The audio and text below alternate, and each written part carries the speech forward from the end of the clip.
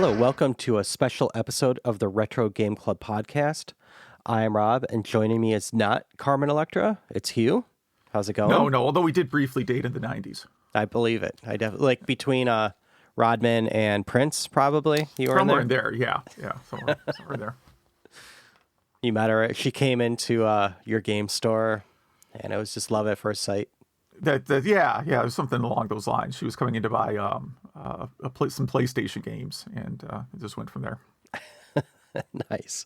So people don't probably know what we're talking about, but we watched the Sega GameWorks Launch Party from 1997. So if you don't know, GameWorks is a Dave & Buster's like, which is I'd say modern Chuck E. Cheese like, but GameWorks is kind of more for adults, and it was started by Sega and DreamWorks, Steven Spielberg's company.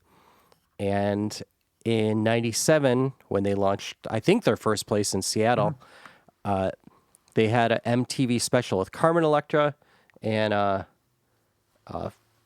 Sex? I said Sex because he's a porn star. Simon Rex. Yes. It's funny. When I mentioned that I had watched this to my wife, I was trying to describe what GameWorks was, and I mentioned the Steven Spielberg tie-in. And she said, oh, so it's like Planet Hollywood, but for video games. I'm like, yeah, kind of. That makes sense. It's a decent analogy in that there's only one location of each left at this point. Actually, I didn't check how many Planet Hollywoods are still open. I don't think it's very many. Is there a GameWorks left? The one in this video. I looked on Wikipedia. This is the only one. They opened like a dozen locations. There were never any in Chicago, which is kind of surprising. I don't think there was even one like at Wood. No, there might have been one at Woodfield or something. I think, there was one Streets of Woodfield that said there was one. So there was one in the suburbs at least. And yeah, they're all closed now. The ones that survived to the year 2020 didn't survive 2020, except for the main location. Well, there was one by me. There's a Dave & Buster's by me, and there was a GameWorks by me, and I liked both of them. And so I definitely think if you're listening to this podcast, you should just pause right now, go into the show notes. There's an archive.org link and a YouTube link, whichever you prefer. I actually uploaded to archive.org. That's the video I just took from YouTube because some people just don't go to YouTube anymore. That's true. I don't. I let my ad blocker blocks it. So just because I have to close the loop on this, there are 4 Planet Hollywoods open. I do remember there were 2 in the Chicago suburbs. One of them at Woodfield. But New York, Las Vegas, those check out, London, and Paris are the 4 locations. I don't think I've been to a Planet Hollywood. I went to one. It was probably... They had them in 2 different malls out here, and I can't remember which one I went to now, but it's as overrated as you imagine. Oh, I believe it. But, so GameWorks is divided up in a few sections. You know, there's like where you walk in, which is kind of like a hangout area where you overlook all the games.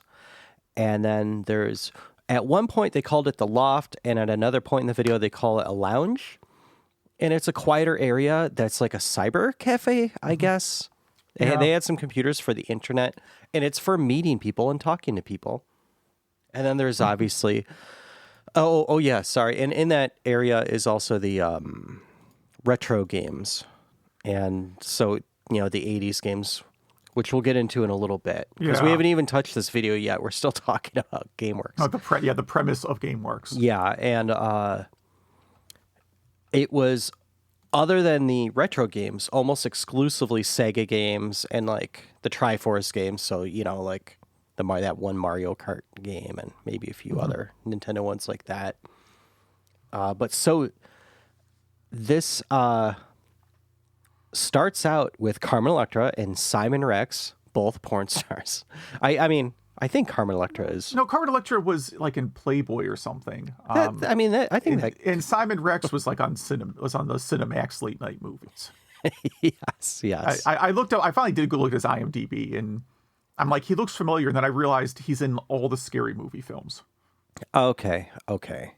So that's really what I know him from. I mean, Carmen Electra's got to be in at least one of those as well. Probably. Yeah, I think she is. I wonder if those were by DreamWorks. And Peter King is the other kind of on the ground, boots on the ground kind of host. And I couldn't find him in anything. Chances are he OD'd that night. Yeah, and people don't know who he is. There's a Peter King who's like an NFL writer. This is not that Peter King. This is a guy who looks like if someone crossbred Steve-O and Vin Diesel. That's the best description anyone could come up with, because that's exactly what he looks and acts like. Yeah, he must have been like an MTV personality.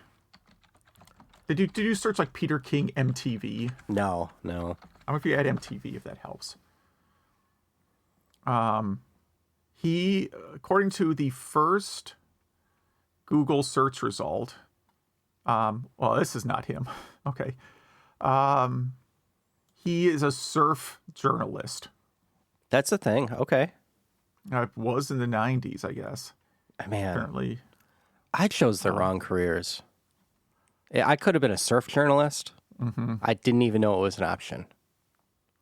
Yeah, I see like pictures of him. He has a Discogs page.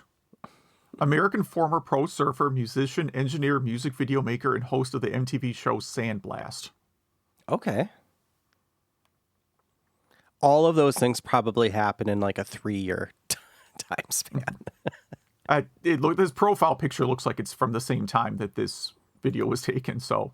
We'll just say he OD'd that night, because we should say, like, all of these people are inebriated in some way. These are not sober individuals in this video. No, actually, ironically, Carmen Electra seems to be the most sober of everybody here. She still gets pretty confused. Yeah. Yeah, she was definitely waiting till the end of the night, I assume, or something. And then right after they introduce themselves, they cut to Spielberg, who kind of intros his reason to open GameWorks, I guess, and apologizes because he can't be there. He's filming Amadeus, which I have never seen. I thought that was... No, that can't be right. Amadeus came out in the 80s. That's why I said... Like, I thought he said Amadeus. I almost... Well, that's why I wrote in the notes what movies he talking about, because I could not understand what he said. He said, I'm busy filming... Like, he's not a very good speaker, unfortunately. Yeah, he's mumbling the whole time. That's why I said he might be on drugs, but probably not. He probably just mumbles. No, I just don't think... I get the feeling Steven Spielberg probably has two voices, like sort of mumbly, incoherent, and then probably screaming at the top of his lungs at people. Probably. And only one of those ever appears in public, the other, is saved for the movie set. That's what I imagine. I looked at like his IMDb. I found it. Amistad. Okay. Yeah, I was having a hard time. The closest thing I could find on his Wikipedia page was Animaniacs, which I thought maybe he said. And he also was the one that brought that back too, which is great. But Amistad, okay. Yeah, I don't know what that is. I have not seen it. Okay. But yeah, so he wasn't there because he was doing some filming in, I think he said Maine. So, well, somewhere, I thought it was Maine or New Hampshire. I think it was Maine. And couldn't be there for the opening. That's all right. Spielberg has some gaming experience. He was the user acceptance tester for E.T. quite famously. And then, I don't know where I heard this story from. YouTube, a documentary, I don't know. But apparently, Spielberg had a Star Wars 1983 cab, and on those cabs, on the circuit board, there is a switch, a button, a connector, something, where if you trip it, it pauses the game to make it easier to take screenshots. So for him, since he thought it was too hard, they created a button that connected to that, and they just labeled it the Force. So you could pause the game, but it doesn't pause what you're doing. So if you press it, it'll lock up all the TIE fighters so you could just shoot them down easily. Oh, I wish I had that in like literally every game I played. Yeah, so I guess he got a new office and they just like he wanted that same game there and it didn't have the force button. And so he went up Oh, to the guys and he's like, this game's broken or, it's missing parts. And they're like, what are you talking about? that's when you heard the other Steven Spielberg voice, probably. Yeah, yes. But so they cut right to John Snoddy, who pretty much designed everything, I think. He was Disney, what are they called? Imagineers. Imagineer, yeah. And then they describe they go to the loft, the quiet cyber cafe area. And then Beck plays a song. Yeah, he's in a like junior high dance suit, for lack of a better term. Yeah, what did you think of that performance? Because he does two songs. What do you think of this first song? It was fine. I'm not like a huge Beck fan. I don't dislike Beck, but I don't put it on ever. I mean, he's a very odd live performer. He doesn't really, he I don't know how much of that is an act. Like, does he act socially awkward like he is like Napoleon Dynamite or something? Or is that just how he is? I think that's just how he is. So I saw Beck right when his first album came out. There was some little festival around my house, and he was there by himself with just like a drum machine and a noise machine jumping around stage. Then I saw him when he decided he was Prince. Remember that era? Okay. Yeah, vaguely, yeah. And then I saw him solo acoustic, which was he opened up for the Flaming Lips, so that was a great show. So kind of three different Becks there. Actually, Jack White and Meg White sat right next to me at this thing. I don't know them. They just happened to sit right next to me. Okay. So that was random. And I thought he did pretty good. I like this era of Beck. He did Oh no, he does Novocaine later. I forget which song he did here, but it was He pretty does New Pollution. Wait, what was it called?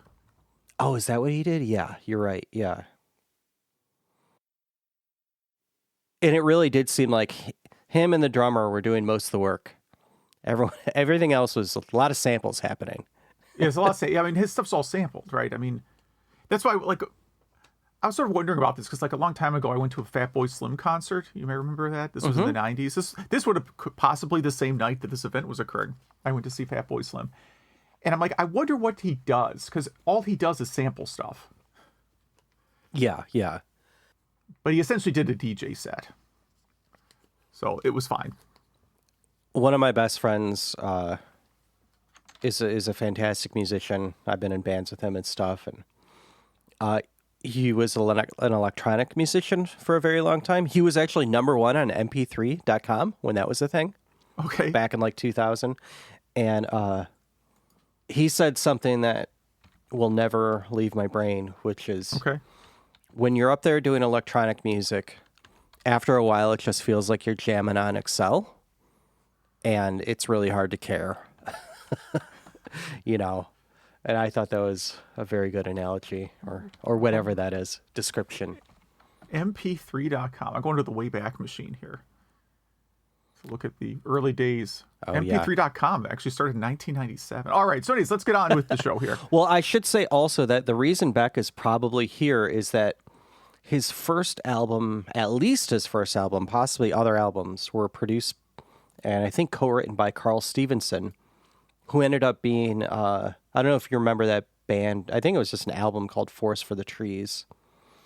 I think one of the songs was used in a short-lived TV series as the intro music. But anyway, Carl Stevenson, co-founded whatever the DreamWorks music label was. I don't know if that's just DreamWorks. So that's probably how Beck got this gig. But then we cut to Will Smith playing a game called Game Arc, which you seem to know more than me about this game. Oh yeah, so hold on, I'm going down here. So Game Arc, that's the one? Yeah. Yeah, so I think it's literally Descent 2. And you literally mean that literally, right? Like it's Descent 2. It's not. Yes. It's Descent 2 running on a bigger screen. because I searched MAME for GameArk and it was not there. And I went to the MAME forums and asked about it. So I may look like an idiot on the MAME forums now. Okay, so the designer of the game, I think, even said it's Descent 2 in his interview. He's made some reference to Descent 2. And then I went and looked at screenshots of Descent 2. I can't play the Descent games. They literally make me nauseous. Same, yeah. But the screenshots of Descent 2 looked completely identical to this game they were playing. And so to describe this, like people can, picture Descent or Descent 2, but this is 8, I want to say projector screens because they were curved, concave. They kind of wrap around the person and the person has like a BattleTech type control. And you play against each other like in BattleTech, but it's Descent. If I just described literally what Descent 2 is, I'm sorry. Again, I haven't seen it more than 2 seconds because it's like instant vomit. Instant, yeah. No, just again, looking at the screenplay, like screenshots and stuff, I can't really find an article that describes Descent 2 being used in GameWorks arcade games, but if you search GameArk, you just find everything else, and they literally call it GameArk. It's labeled. You wrote that the music they used when they were transitioning, and it said GameArk. Was that actually Daft Punk, or did it just sound Daft like Punk? Okay, it is. Yeah. But that was the transition between segments, not in the game. Yes. Yeah. But it looks like it's Descent 2, and when did Descent 2 come out? I just had like all the search results open for it. It came out right around the same time. It came out, help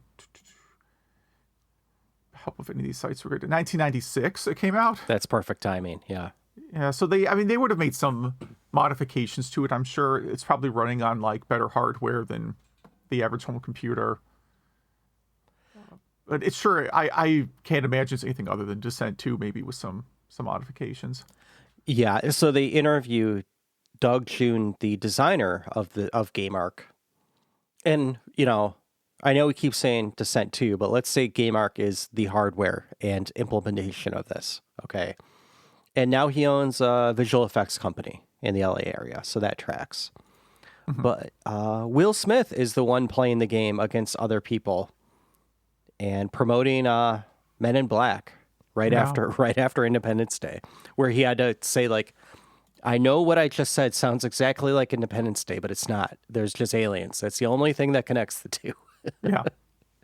Yeah, it actually made me think of have you ever been to Universal Studios? Not since probably 97-ish. Okay. So the Men in Black ride probably wasn't there yet. No. I think the E.T. ride was like the hot one at the time. Was that Universal? Yeah, it's confusing because the E.T. ride is like identical to the Peter Pan ride at Disney World. Mm-hmm. So I get them confused, but E.T. would be at Universal, yes. E.T. says your name out loud in the scariest way possible.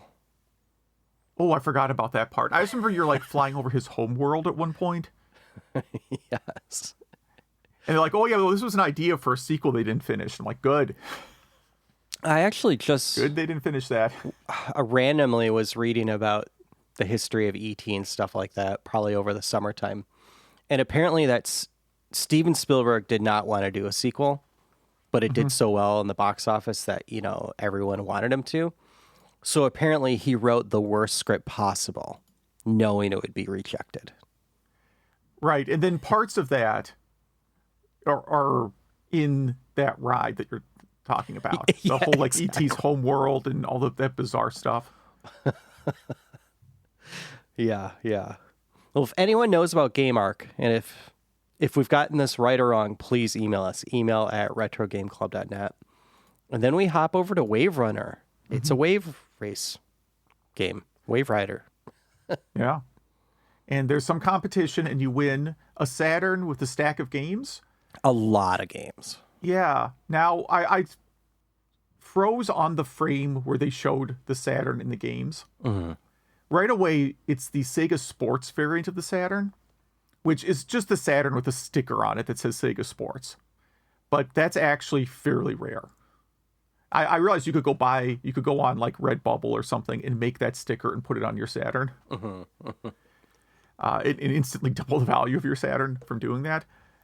The games, though, did they blur the titles, or is this just super low res? Because I could not make out a single game. Yeah, this is 40p, except it was from video, probably twice removed. Okay. Yeah, so I couldn't make out what games they won. One of the logos looked like the World Series baseball logo. Hard to tell. I assume it was like a sports themed bundle because it was the sports system, and at that point, the selling point of the Saturn. I mean, the Saturn was in third place already. It was getting smoked by the Dreamcast, the PlayStation, and the N64 was out, and N64 might not have caught up to the install base of Saturn yet, but it was outselling the Saturn, 20-1, I'm sure, in '97. And the main selling point, if there was one for the Saturn, is that you had the Sega Sports exclusives.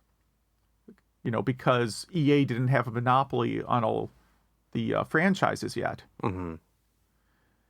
And, it's a selling point. I can get all these great Sega Sports games because Sega was making games, debatably better than what EA was doing at the time. We should mention that the other part of this prize was a trip to Vegas for something, which just seems annoying to me. That doesn't seem like a prize to me. Yeah. There's a chance I would give that to someone. I've only been to Vegas twice, and it's all right. Well, the contestants, who mostly look like they just got back from Woodstock '99, Right. they give their full names. Yeah. And I'm assuming they're all from the Seattle area. So I cyberstalked them.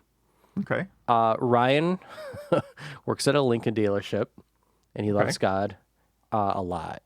And nothing wrong with that, but I mean, this is a lot. And it's a social media. Yes. Yeah, it's fine. Yes. Ronnie is a psychologist at the university. This one I'm not making up. I could only find Scott on Instagram, and he takes photos of litter. Okay. Like interesting litter, or just litter, just garbage. Okay, like someone threw a McDonald's bag on the street and he photographed it. Yes, close up. Yes, and Scott is the one that wins. Okay. And then we go to Super GT, where Carmen Electra kind of interviews Vince Vaughn, and he's visibly drunk, right? He's visibly drunk. He's holding a drink and visibly drunk. So that is not his first drink. He is. I'm not trying to defame the man or anything. He is visibly drunk.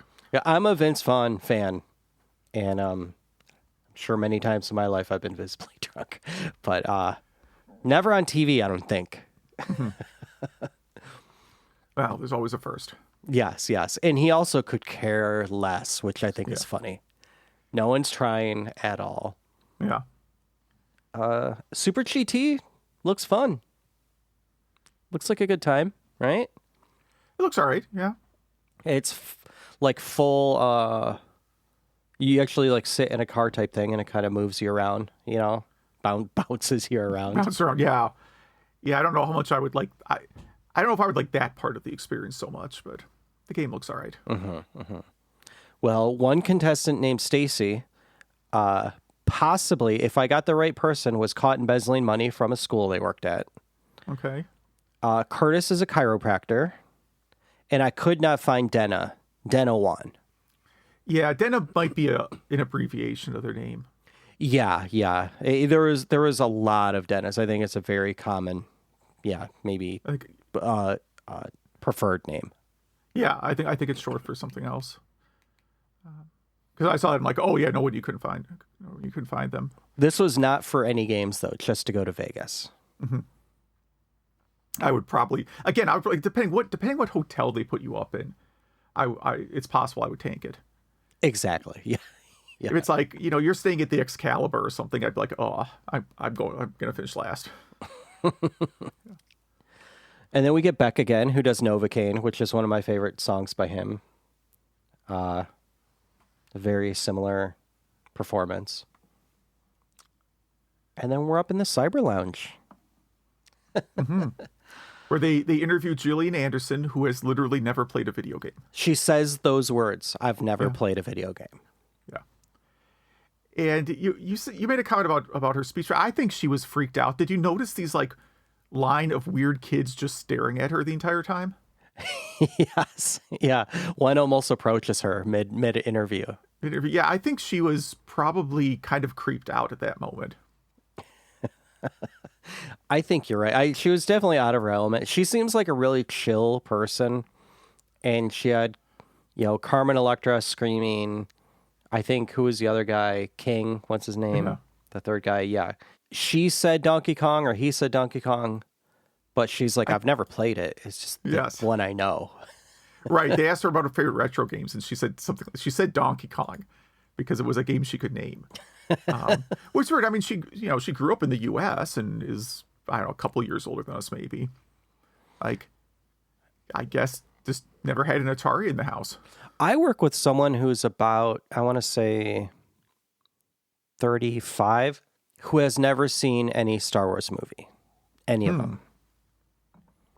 And neither has her husband. 35. Yeah, I mean, that's right, because that's where, you're too young to have experienced the Star Wars movies when they were, new, the original ones. And then... Well, they made a big deal of them coming back in like 97, like to VHS. But it gets nostalgia. Like, you're not going to... That's for us. That's not for people 10 years younger than us. Oh. And maybe when Phantom Menace came out, they're like, oh, that's a movie for kids. Yeah. But still, I've never seen it. But anyway, yeah, Gillian Anderson seems very nice. She's just out of her element. Just no reason to be there. It's weird because DreamWorks didn't produce like X-Files, and I don't think she was doing. Well, they had done the X-Files movies. They could have produced X-Files movies. I thought that was Fox. I thought it was all Fox though.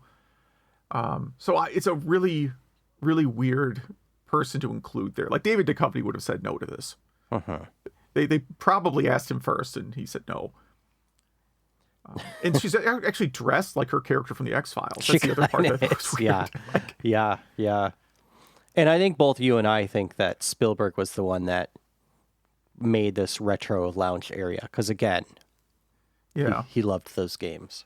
He did, yeah. He played E.T. Again, he was literally, he asked for Howard Scott Warshaw to program E.T., did the final sign-off on it, was a fan of the Indiana Jones game, right? So he knew games at least. Yeah, absolutely. And one thing that I thought was cool is they went over the classic games. It's in a way that you see on YouTube now and a lot of online forums as they talk about the new CRTs, really cleaned up artwork and stuff like that. So sure, if any arcade fans here are watching this video, you're drooling right now. Yeah, because they weren't in original cabinets. They weren't MAME cabinets. I mean, this is 97. I know MAME existed in 97. But yeah. It's unlikely GameWorks was running MAME machine cabinets at this point. These are real. Yeah, these were original all the way through. No, the cabinets didn't... Well... Yeah, they looked real. Yeah. Okay, so the Frogger cabinet didn't look original to me. That looked like they put Frogger in a generic cabinet. There is a version of Frogger that's like that. Oh, is there? Okay. I think the Cabaret is like that. I could be wrong. Someone please email us. email@retrogameclub.net. Well, you can go, what's that website with... So it's at about 25, 26 minutes in. Yeah, and there is a line of kids behind Gillian Anderson. Yeah, we got Moon Patrol, Millipede. So they're showing the marquees. I was looking to see if there's a site that documents all the Frogger cabinets there. I assume there has to be. Oh yeah, I'm sure Clav or someone has that. Yeah. I don't really see the Frogger one though. It's kind of dark. Yeah, there's a woman playing Frogger, and then like she goes to talk to the camera, and someone just like takes over her game. I don't see that, but it must be in a different part. Oh, anyways, I see the cabinet. You're right. I should have gone to arcade-museum.com because they have that Frogger machine like right there. Right? It's the first image they have of the cabinet. It's a very 70s looking thing, right? Yeah, that's why I thought it was fake, because there's like no artwork on the cabinet. It's just brown cabinet with a joystick. And I'm used to the Frogger where there's like The most recent Frogger I've seen is the tabletop one. The cocktail one. Yeah, yeah. So it's been a while since I've seen like an original Frogger cabinet. So maybe I just forgot that they looked that bad. But I thought for sure they had like a frog or something on the side. Maybe there's a version like that. Then we get to Indy 500, which is the most surreal part of this whole thing. Do you want to can you set the stage for this one for our listeners? For the Indy 500? Yeah. Well, so Peter King introduces it as Will Smith and a bunch of his white friends. In all fairness, I don't think Will Smith is friends with any of these people. Yes, yeah. And it's Will Smith. You luckily cataloged all of them for me. Beck, Jeffrey Katzenberg, Bill Gates. Yes, Bill Gates. Sean Kinney, who is in Alice in Chains. Vince Vaughn. Richard Karn. I don't know who that is. Al Borland from Home Improvement. Okay. And Weird Al. Yeah. And they are playing a Indy racing game where you sit in the cabinet and it's got a wheel and it looks like the car moves a little bit too. Mm-hmm. Looks fun, yeah. Looks fun. Beck, I don't believe has ever driven a car before because he is just the wheel is just crazy. Like he's just turning it like a child sitting at like one of those things outside the grocery store you put a quarter in, and you know what I'm talking about? But he looks like he wants to win. He looks like he's in it to win it. He's trying. It's just not going well. Well, right, because I don't think he knows how to use a steering wheel. Look, if he grew up in the city or something, maybe he never had to take driving lessons. I don't know his like life story, but it did look like a child in a. Well, I never let my kids sit in these because I thought they were annoying. But you know the shopping carts that have like the steering wheel on them. Yeah. I'm a bad parent, so I wouldn't do it. But that's what it looks like. One of those, just. And you'd think Bill Gates would have won this because isn't that what he was arrested for? Like speeding too much? Something. Yeah. Yeah, he definitely has fast driving experience. And I want to go on the records to say that this might be the longest segment in TV history.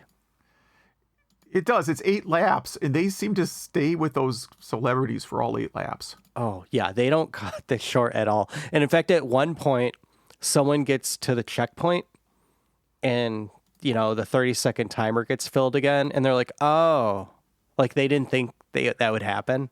They thought it was about to be done. Like 1 lap. Not even a lap, just a checkpoint. And, yeah. Weird Al is Weird Al. He's always great. Yeah, least problematic celebrity at this entire event, probably. Maybe Gillian Anderson, too. I don't believe either of them have any. Yeah. Is Sean Kinney one of the Alice in Chains that died? I know a few of them died. I thought it was the bass player that died. Is this the bass player? This is the drummer, I think. He is alive. Sean Kinney is alive, and as of 2019, with Wikipedia, is performing with Alice in Chains. See, apparently I only cyberstalk normal people who have their full name on TV, not celebrities. Yeah, I mean, I know Alice in Chains with a different singer still tour. Yeah, and that guy sounds great. Yeah, he does a good job. Yeah, not a lot of bands can pull off a lead singer change and be successful, especially when like the genre of music you're playing is not popular anymore. Well, it's popular on Spotify. It's not like you're going to hear it on top, whatever top 40 radio is that still exists. I don't. I get the impression Alice in Chains just does pretty small shows now. Yeah, but I think they fill them up. I think they do good enough for themselves. Yeah. Obviously, they would quit, I suppose. But Vince Vaughn wins, and immediately the host screams right in his face. Yes. And Will Smith kind of tackles him. He's very 90s Will Smith this whole time. And Vince Vaughn just seems like he wants to go back and flirt with either Carmen Electra or Gillian Anderson. That's what it's, yes. It seems since I figured he was intoxicated, I was surprised how well he drove. Yeah. He did a very good job. I mean, out of all of these, it's weird. The one that seems to fit the least is Al Borland. Yeah, that's a pretty random celebrity to include. Maybe he was just there that day, and they're like, "Hey, aren't you on Home Improvement?" Yeah, yeah. I don't think he was in any like Spielberg stuff around then. He did not seem inebriated too. He was the only one that kind of seemed pretty fine. I mean, I'm sure Bill Gates was sober, but he still seems inebriated even when he's sober. Yeah, he's just kind of goofy. Yeah. I'm looking at Richard. Was it? He said Karn? I Richard think Karn. so, yeah. Yeah, I don't really see him in any movies around this time, so I don't know why he was there. He wasn't promoting anything. I think it was any celebrity that would pick up the phone. Like Vince Vaughn, the only thing they had going for him was Swingers. That's all they mentioned. Because I think that's all he was in. That's all he was in, but that was a big movie, so. Yeah, yeah. And then the CEO of DreamWorks is like, come on, guy, get out of there. You just want to be around celebrities. Yeah. And then we go to Vertical Reality with an interview with Weird Al first, kind of. Yeah. Yeah, they don't really ask questions, but yeah. And so this is you know those Six Flag rides where the people go up this pole, they're like tied to a seat or something. They go up high in this pole and then spin on the way down or something. Yeah, and they just drop them, the giant drop. It's like the opposite of that. You're facing the pole in this, and there's screens on the pole. And anytime you get past a level, you go up a level. And I think there's like 8 levels. They said it's like 25 feet. And then when you die, it drops you to the ground. So that's Vertical Reality. Yes, it's Virtual Cop, but with like a lot of screaming. That's what it seems like. Yes, with you could possibly get hurt. They didn't really show any celebrity doing this one. They were probably not interested. Probably not. No, they did talk a little bit how the game was created. I thought that was sort of interesting. Yeah, yeah. A very Mythbusters type segment, actually. It looked like the Mythbusters lot, right? It did, yeah. I mean, they showed like the prototype, this like sort of miniaturized version, and Spielberg was kind of pointing at it and saying what he wanted to have it do. And yeah, I mean, it seems all right. It's not, the drop doesn't seem, it's not as big as a drop at like a Six Flags thing. So if you don't like those kind of rides, I don't think this one's really that bad. No, and people drinking and stuff at this place, it just seems like a bad idea. Yeah. And then Coolio plays us out. And it is fine. Coolio's Coolio. I wonder if this is before or after Amish Paradise. Oh, yeah, because those two wouldn't speak to it. Yeah, because Weird Al and Coolio could not be in the same room after that. Well, Weird Al was fine with it. It was Coolio that wasn't. Well, right. That's what I'm saying. You couldn't. Those two could not coexist. Yeah. And Weird Al's like, I mean, he was very happy with the money we gave him, so I don't know what the problem is. Like, he signed the contract. Yeah, so let's see. Well, yeah, I mean, you know what? Almost Paradise came out like a year before this. Oh, man. That had to be awkward. I guess, according to like my understanding of the story is Coolio, someone in Coolio's camp signed off on this, but not Coolio, and he was not cool with it. Well, I mean... Yeah, it was given rights by producer Doug Rasheed, but not by Coolio himself. Okay. Well, I think both songs are fine. Everyone should chill out. I mean, I know it was something, really personal Coolio wrote about, but also Weird Al's really funny. So we have all that going for us. And I'm not sure how this ended. I think I had a stroke. Yeah. Or something. An embolism? I don't know. But you had a better explanation. Yeah, that there's this bizarre Sega Saturn commercial at the end. I just assumed that David Lynch directed it. It looks like it. There's no games in the commercial. They don't mention a game. Or Sega. They don't say Sega. Right, but it's people in some sort of I don't know if they're a bodysuit or just totally shaved, I don't know, with like Saturn rings around their head, talking cryptically about the Sega Saturn without mentioning it by name. Yes. Yes. What are your kind of final closing thoughts about this whole experience? Well, the thing for me, where I'm looking at it, I'm like, well, there's a lot of Sega stuff here and a lot of Sega Saturn tie-ins, which is, it's odd in that the Saturn was not doing well at this point. It was discontinued a year later. It was already, like, again, it wasn't close to selling as well as the PlayStation or N64 at this point. But who else were you going to tie this kind of event to? Sega was still making great arcade games. And a lot of the arcade games were Sega, so that's going to be your sponsor. Nintendo was more or less out of the arcade business by then. You know, I know like the cruising games were still going to come out and probably some other variant of Killer Instinct, but Nintendo really wasn't known as an arcade company at this point. And Sony was never an arcade company. So who else is going to be your, video game console tie-in for this place with Sega? Wait, just so people don't hate crime us, we know Sony had the GNet arcade boards, but Okay. those are not the kind of games people go out and drink. These kind of casual gamers go out and drink and have fun with. Yeah. They're not playing shoot 'em ups like bullet hells. Right. It doesn't fit in. And if you asked me to name Sony produced arcade games, it would take me a while. I'd name stuff like Lucky and Wild, and I'd be like, oh wait, that's not Sony. I don't know. Well, I think my final thoughts are the first thing I wrote when this thing was wrapping up is I'm exhausted. I watched this at lunch, yesterday, a day before. Holy crap. Just exhausting. Because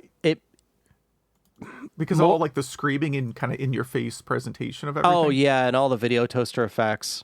But it truly made me miss the 90s. I know this is a retro nostalgia show, but most video games don't make me miss the 90s. This truly did. There's not much war happening, in 97. The economy seemed great. I know I was young with far less responsibilities and I was just an idiot, but everyone seemed just more chilled and amped at the same time. And everyone from, your mom and pop store clerk to, the crazy teenagers running around, everything on TV. It just really made me want a time machine for a little bit. Yeah, I made that same observation when I wrote this article last year about the X-Files DVD games. How I don't know if the quality of life was ever really better than it was in 97 or 98. I realize we have better medicine and stuff now. I just mean overall, technology was fun and interesting and not being used to watch you constantly or make you work weird hours at home. The early internet was just what a wonder. Video games were just still plug and play at that point, right? You put the game in and then you start the system and you play it. It's not like, oh, I can't wait to play this game. Oh, wait, 4 hours of updates. Wait, why do you want my credit card number? I'm literally not buying anything. That kind of stuff. Or you have to make an account, a Ubisoft account or whatever, to play the game. Yeah, I skip that screen every time, and it's annoying. I'm reading a list of world events for 1997, and it's Bill Clinton trips injuring his knee. Okay. Yeah. I wish presidential news was that boring today. Exactly. Yeah. I was going through. I'm sure there was some bad stuff in 97. It just seemed, you're right. It seemed like a much better time. Obviously, I assume the Princess Diana story was probably the biggest news story of 97. It's of course horrible. I don't think any of that Kosovo stuff happened yet, right? No, this is around the same time frame. There are wars. It's not like the world is. Yeah, that was totally 98. 98 was when it got big. So we just. Oh, you know what? I got something awful here. 97 events. Uh-oh. This nullifies everything.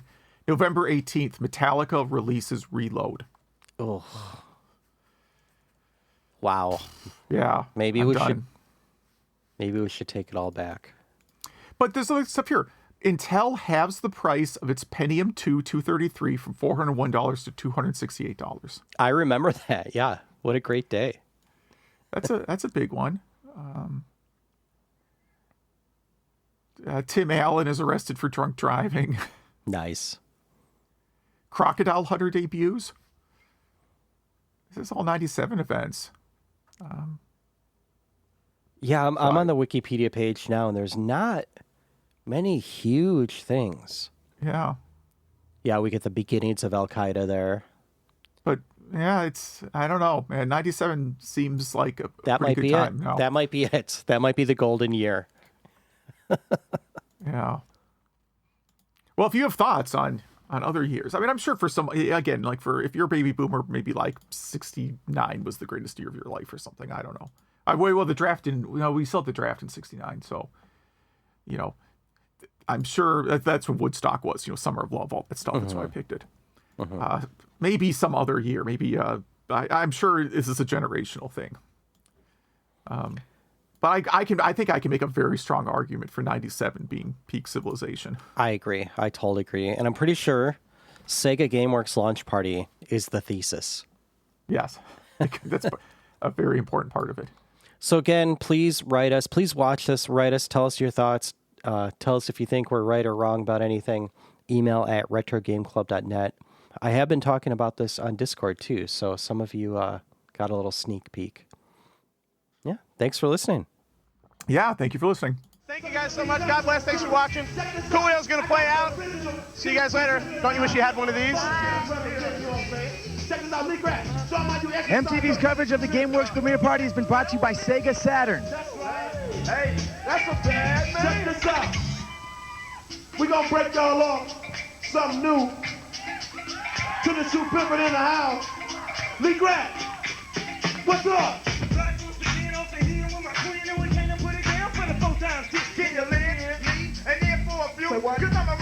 Bobby players are tennis shoes. Now what you gonna do when they come and get you? And your ass is stuck in a suit and dress shoes. You just might slip. Get you to the lip, cause ain't no traction in no sexy way. High top to low top. You both suit the feet. And you rough and hidden gates. Waiting for the police. Cause you gotta get away. Cause the day they don't play. They'll stick a young brother with 100 in a day. Don't think that you can play me cause you're family from the club. Cause a tennis shoe player don't always get love. Wait till I blow up. So I have it my way. So we're not a whole club and have tennis shoe play. Not a preacher or a teacher or electrician.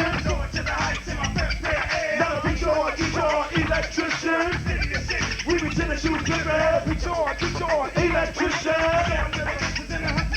Not a preacher or a teacher or electrician. But city to city, we be tennis shoe pimpin'.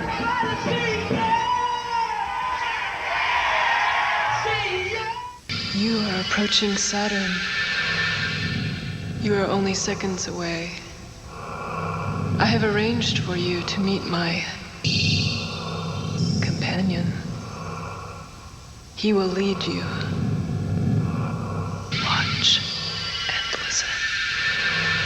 Please, don't disappoint him. He doesn't like that.